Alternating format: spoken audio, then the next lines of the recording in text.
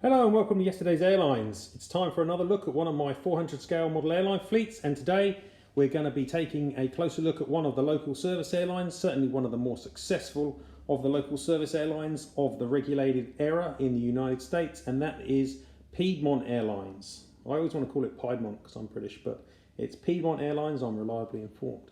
Anyway, moving across, the local service airlines are stored in next this slightly shorter cabinet next to the two trunk airline cabinets, and Piedmont has its place on the second shelf, as we can see here. Sorry, Piedmont has its place.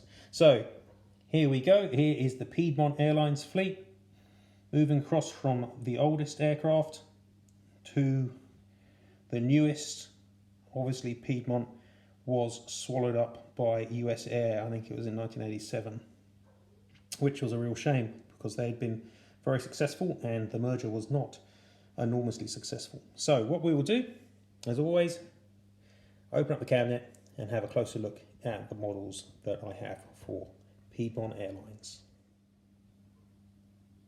Piedmont was always one of the better run local service airlines operating throughout the south of the United States, from Charlotte and obviously expanding into other hubs like Baltimore and Dayton. Later on, when the US market was deregulated. But as with many local service airlines, there's not a lot in 400 scale for their early history, and the earliest aircraft we got is actually a jet prop rather than any of their piston fleet, and that is this Fairchild F-27. The majority of these models are by Aero Classics, so you can pretty much just assume they're Aero Classics unless I call them out as otherwise. Behind that, wearing the old livery, we've got a 737-200. This is actually not Aero Classics. This one is by SMA.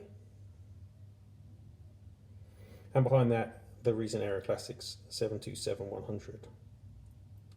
Piedmont, as with several of the local service airlines, rather overdid it with some of their early jets, and these 727s did not last long in service before they were flicked on to operators more usefully able to occupy a 727. But Piedmont continued to grow throughout the 70s. It acquired these Japanese YS-11s. I wish there was one of these in the earlier scheme, but there isn't. This is a Geminijets, and behind that we've got another Geminijets, the 737-200, which really was the standard aircraft for Piedmont throughout the 70s. Behind that, we've got a pair of 727s, and by this point we're well into the 80s. Piedmont expanded aggressively and very successfully in the deregulated era, and acquired 727s and a big fleet of 737-300s as well. And this first 727-200 here is a Gemini model, and behind that a more recent Aero Classics version. Piedmont also expanded its regional affiliations and hooked up with Henson, who operated a good fleet of regional airliners like this Dash 8. And at the same time, Piedmont acquired quite a few used Fokker F-28s and began operating those in the Florida market. As I said, Piedmont also acquired 737-300s, and this is a rather nice example by Aero Classics. Now Piedmont actually was doing so well that it started to actually expand internationally as well, and it began operating into several European destinations, most obviously London Gatwick, with its new 767s. But by this time, merger mania was well underway in the USA, and being a successful but relatively small airline, Piedmont was being eyed up by others, and it was acquired by US Air, which was actually at the time I think not a lot larger, maybe even slightly smaller. And the livery started changing. They kept the Pacemakers initially, but the scheme became silver, ready for merger with US Air. Here's a Series 300, and then this is a very, very nice model recently from Panda, a Series 400, for which Piedmont was the launch customer for the type. Even a couple of Fokker F-28s got in that scheme, though not very many. And of course the 767s too. And as the merger date neared, Piedmont's colours became less and less its.